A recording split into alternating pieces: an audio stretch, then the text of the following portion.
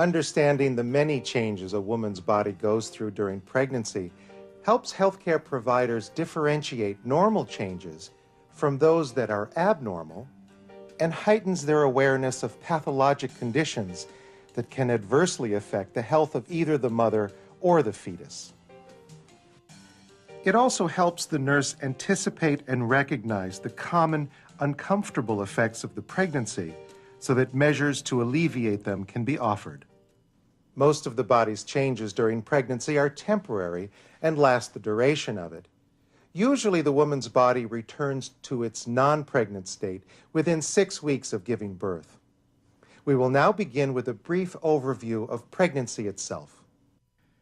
The average full-term pregnancy lasts 40 weeks, calculated from the first day of the woman's last menstrual period. A range of 38 to 42 weeks is considered term.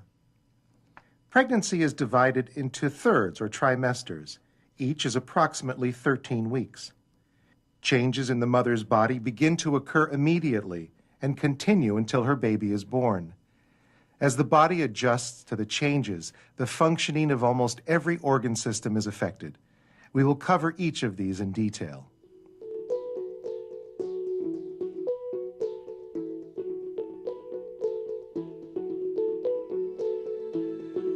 Cardiac output increases dramatically, increasing 30 to 50%. In healthy women, this is of no consequence, but it can precipitate complications such as heart failure in those whose cardiac function is already impaired. Heart rate goes up between 10 and 20 beats per minute during pregnancy. Due to the increased cardiac load, systolic murmurs are common, occurring in as many as 96% of this patient population. As a result of smooth muscle relaxation and effects of hormones on peripheral vascular resistance, diastolic blood pressure may decrease during the first and second trimesters. During the third trimester, however, blood pressure may rise slightly. After 20 weeks gestation, a pregnant woman can experience supine hypotension when she is lying on her back. This is caused by the enlarged uterus partially occluding the inferior vena cava, thus impeding venous return. As a result, cardiac output is decreased, cardiac return is diminished, and blood pressure is reduced. In such cases, the mother may complain of dizziness, agitation, rapid pulse, or diaphoresis. She may also experience syncope. The mother should be encouraged to lie on her side because it allows for the most efficient blood return to the heart. If she must assume a supine position, a wedge or pillow should be placed under her right hip to relieve the pressure on the vessels. Blood volume increases by 30 to 40% during pregnancy as a result of an increase in both plasma and total red blood cell volume. The increase is greater in the woman with a multiple gestation. Blood volume begins to increase as early as 6 weeks after conception and peaks around 34 weeks, eventually reaching about 1,700 milliliters above non-pregnant levels. Total red blood cell volume increases by about 30% or 400 milliliters, and white blood cell volume increases slightly. Plasma volume increases 50% over non-pregnant levels. Cardiac size usually remains the same despite this increase in volume. Additional blood volume is accommodated by the uterus, placenta, and kidneys. Pregnant women have what is called a physiologic anemia of pregnancy. Although there is an increase in blood cells, the increase in plasma volume is far greater. Therefore, normal hemoglobin and hematocrit levels during pregnancy are slightly lower than those found in the average non-pregnant woman.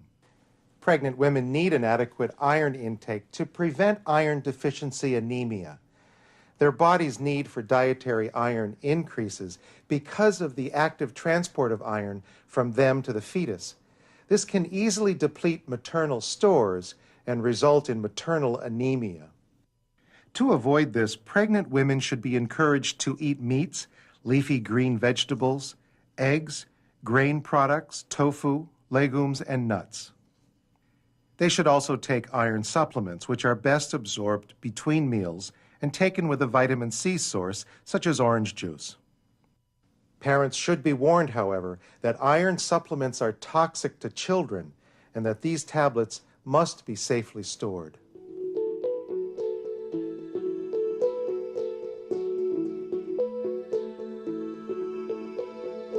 The woman's growing uterus begins to take space normally designated for the organs in the thoracic cavity.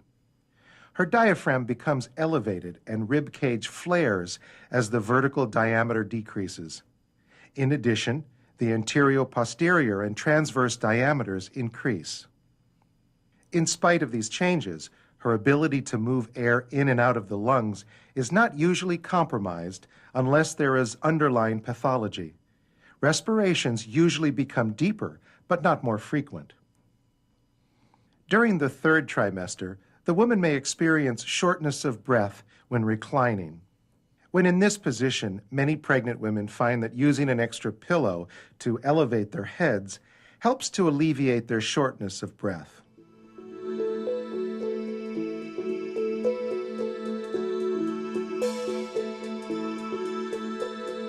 A weight gain of approximately 25 to 35 pounds is now recommended. This added weight consists of fluid, fat deposits, and an increase in the size of the uterus and breasts, as well as the weight of the fetus. Metabolism of carbohydrates and fats changes as the woman's body strives to nourish the rapidly growing fetus. Furthermore, during the last half of pregnancy, hormones produced by the placenta cause resistance of the mother's tissues to insulin, thus causing an increase in plasma glucose levels. In response to this, the beta cells in the pancreas produce more insulin. This process should control the elevated blood glucose, but in some women, this hyperglycemic state remains, and they may be diagnosed with gestational diabetes, a condition that affects approximately 2 to 7% of pregnant women. In addition, plasma lipids increase and the mother begins to deposit fat stores as protection against an inadequate diet later in pregnancy, as well as to supply calories for lactation. Late in pregnancy, the mother's need for protein increases to provide for adequate fetal growth and increased maternal hemoglobin.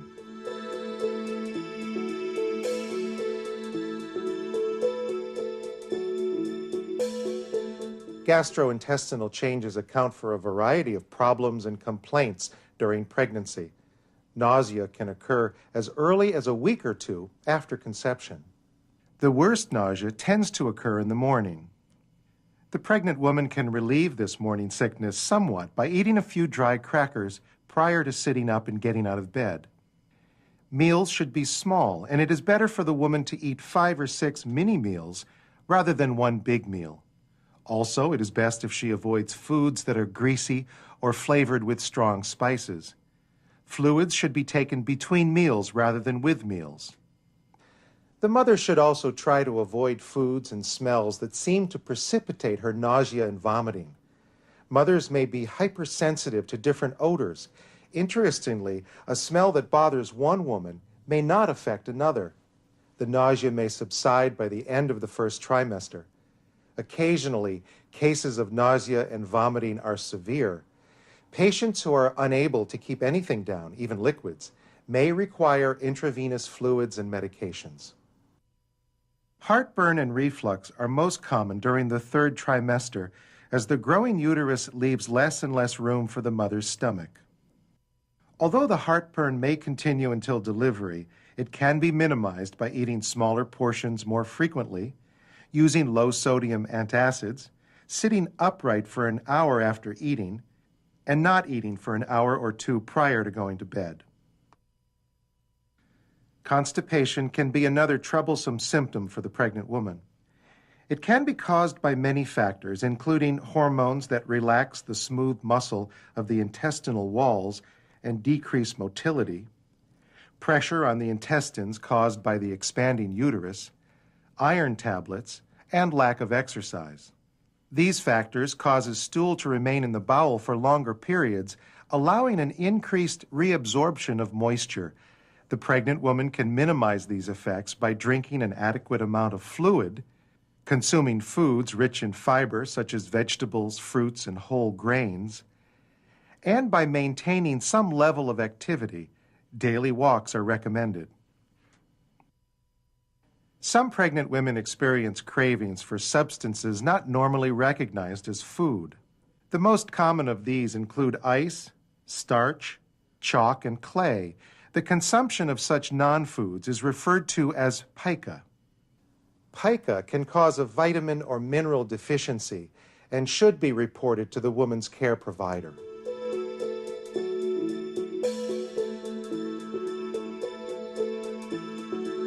Hemorrhoids are common during pregnancy due to the growing uterus, which slows the return of blood from the lower part of the body. This puts increased pressure on the veins, resulting in some of them becoming dilated and swollen. Hemorrhoids can be felt as early as the second trimester, although they are much more common toward the end of pregnancy. To minimize the occurrence of hemorrhoids, the mother should take measures to avoid constipation, try to avoid straining when having stool, and avoid sitting or standing for long stretches of time. Relief can be obtained by tepid baths or local application of heat or cold. Women should be advised to contact their physician if they do not receive relief or have bleeding. Varicosities in the legs may also occur. Discomfort from them in the lower extremities can be decreased by the woman periodically elevating her feet and using anti-embolic stockings. Labial varicosities may be uncomfortable and may sometimes be relieved by having the mother rest on her side.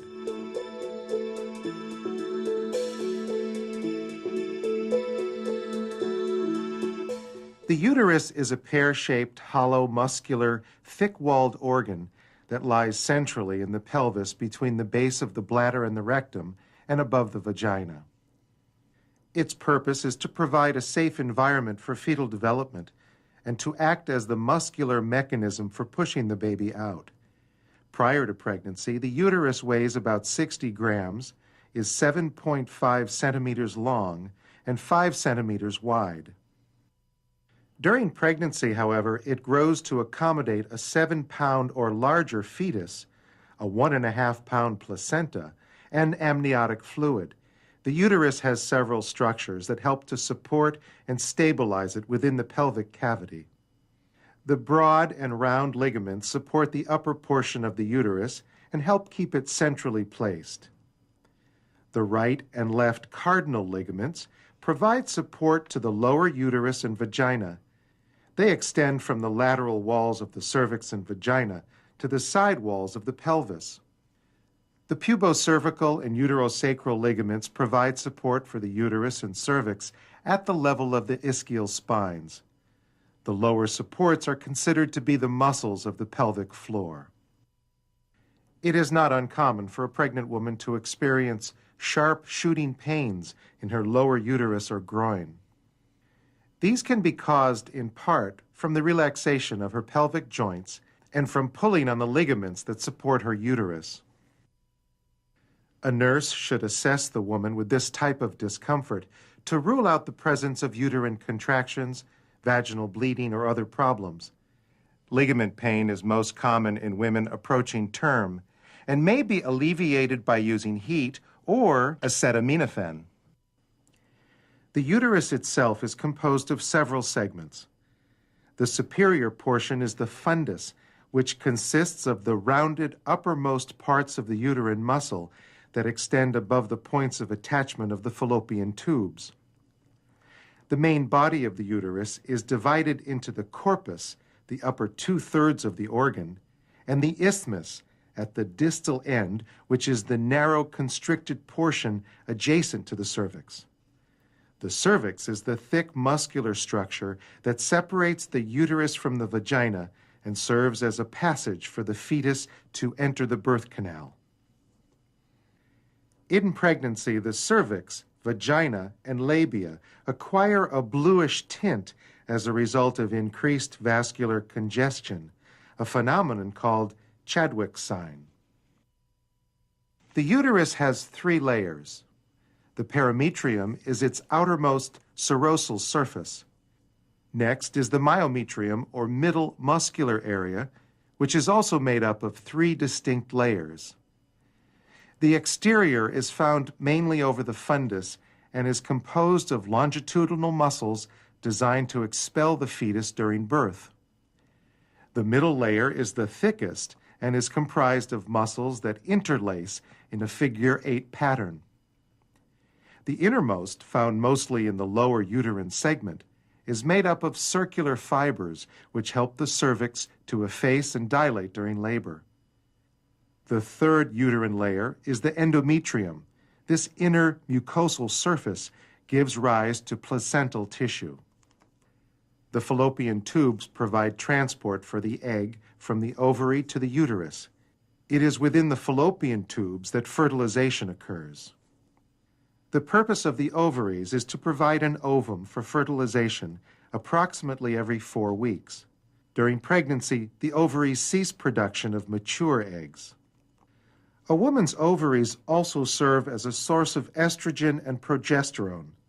Estrogen is responsible for stimulating the uterus to provide an environment for the fetus and the breast to get ready for lactation. Progesterone decreases contractility of the uterus and allows a pregnancy to be maintained.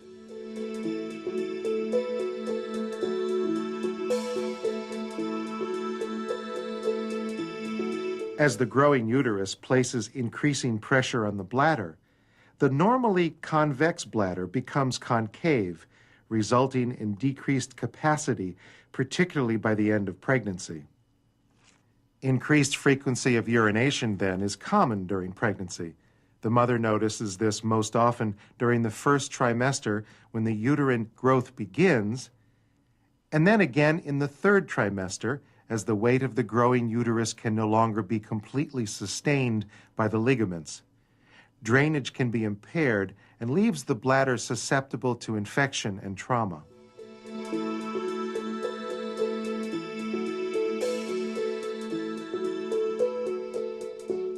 The woman's breasts increase in size and become more vascular in preparation for lactation.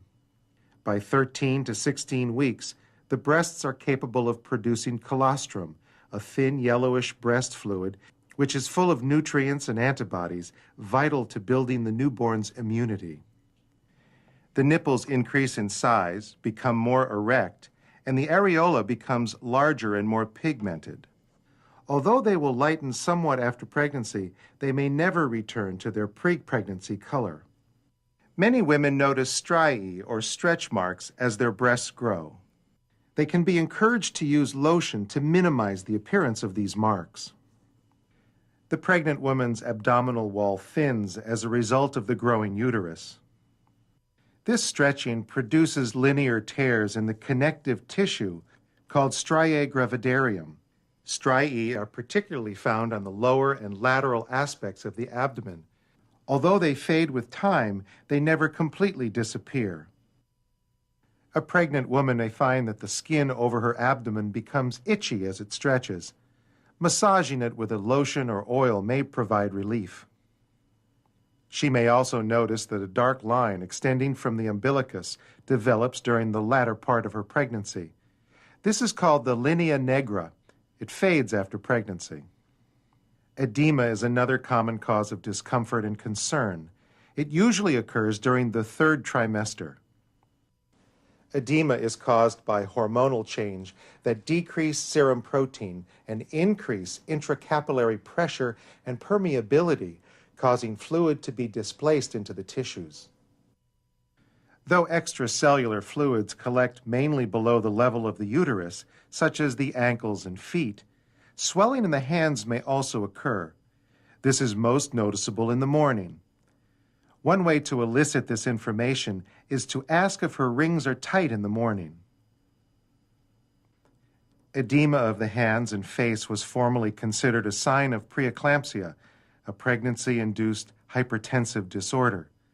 Studies now show edema to be so common in pregnancy that its presence is no longer considered abnormal as long as it is limited and there is no concurrent generalized swelling, headache, epigastric pain, visual disturbance, proteinuria, hyperreflexia, or pregnancy-induced hypertension.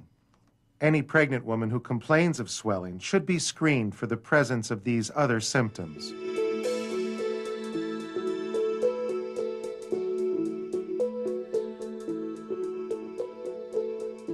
An effect of progesterone is the loosening of the pregnant woman's joints.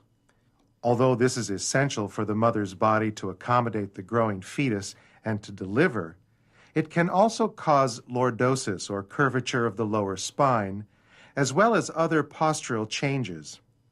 These changes may be accompanied by discomfort. Prima gravida women, or those pregnant for the first time, usually have stronger abdominal muscles than multigravida women do, and therefore may experience less discomfort in their lower back. If a woman experiences lower back pain during pregnancy, she may find relief by performing exercises that stretch the lower back, using warm or cold compresses, or by using a pregnancy support garment.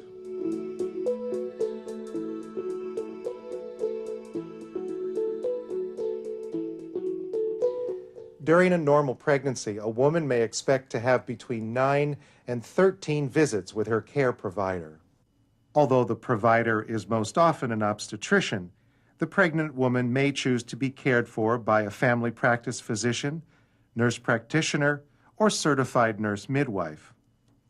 During the first and second trimesters, antepartum visits should occur every 4 to 6 weeks, beginning as early in the pregnancy as possible. During the third trimester, the frequency of visits increases to every 2 weeks, and in the final month of pregnancy, visits are weekly when no complications exist. During the first or second visit, a prenatal history is obtained, including data regarding the past medical, obstetrical, and family histories, including the father's side of the family. Information about current medication use and use of alcohol, recreational drugs, and tobacco is also elicited. Blood pressure is checked, and the woman's height and weight are measured. A pelvic exam is performed, and cultures for gonorrhea and chlamydia are obtained, along with a pap smear. The mother usually has a urinalysis done that provides information about her kidney function or the presence of a urinary tract infection. Blood is obtained and tested for anemia, infection, Rh factor, glucose, sexually transmitted diseases such as syphilis, and infections such as hepatitis B and rubella. During the first visit, the woman is provided with information regarding nutrition and exercise during pregnancy. A well-balanced diet with plenty of fruits and vegetables is usually recommended. It is best if the woman takes a folic acid supplement before becoming pregnant, because a deficiency of this water-soluble B vitamin may cause neural tube defects. If she has not been taking a folic acid supplement, she is encouraged to take it along with a prenatal vitamin. There are several screening tests for genetic defects that are sometimes suggested to pregnant women who are at risk for fetal abnormalities. These include chorionic villus sampling, amniocentesis, and alpha-fetoprotein tests. These are beyond the scope of this program. During subsequent prenatal visits, the healthcare provider listens to fetal heart tones, often using an ultrasonic device known as a Doppler. The normal fetal heart rate is 120 to 160 beats per minute. The growth of the uterus is checked by measuring the fundal height, the distance between the fundus of the uterus and the pubic bone. Growth that is less than expected could indicate problems, such as retarded growth of the fetus. An abnormally large growth could indicate excess amniotic fluid, more than one fetus, or an excessively large fetus. An error in the due date could also skew the results. Ultrasonography is increasingly common at the beginning of the second trimester to rule out fetal anomalies and to confirm due date. It may be done earlier to confirm pregnancy. Ultrasound may also be performed later in the pregnancy when complications arise or fetal size needs to be determined more accurately. Many healthcare providers recommend screening pregnant women for the presence of gestational diabetes. Particularly at risk are those who are obese, have a family history of diabetes, or are from particular ethnic groups known to have a high incidence of diabetes, such as Latinas or Pacific Islanders. Also, at 28 weeks, the pregnant woman is instructed to begin daily fetal kick counts. This is a determination of fetal well-being. The mother picks a time during the day when the fetus is most active and determines how many minutes it takes for the fetus to make 10 distinct movements. The mother is given a time limit, such as an hour, and is advised to call her healthcare provider if the fetus takes longer than this to move 10 times, or if the pattern of fetal movements changes dramatically. Contrary to old wives' tales, a healthy fetus does not stop moving before the mother goes into labor. A vitally important part of prenatal care is advising patients when to contact their healthcare provider. For example, they should notify the provider if they have any signs or symptoms that indicate placental or fetal problems, such as vaginal bleeding, decreases in the fetal movement, or have constant painful firmness of the abdomen. Signs of infection, such as temperature over 100 degrees Fahrenheit or painful urination, should also be reported, as should signs and symptoms indicated venous thrombosis, such as a painful reddened area in the leg. The mother should also be advised to promptly report signs of preterm labor, which include 4 or more contractions per hour before 37 weeks, recurring low, dull backache that does not go away with position change, leaking or gushing of fluid from the vagina, and unusual pressure in the pelvis, low back, abdomen, or thighs. Pregnancy, then, is a time of great changes in the woman's body.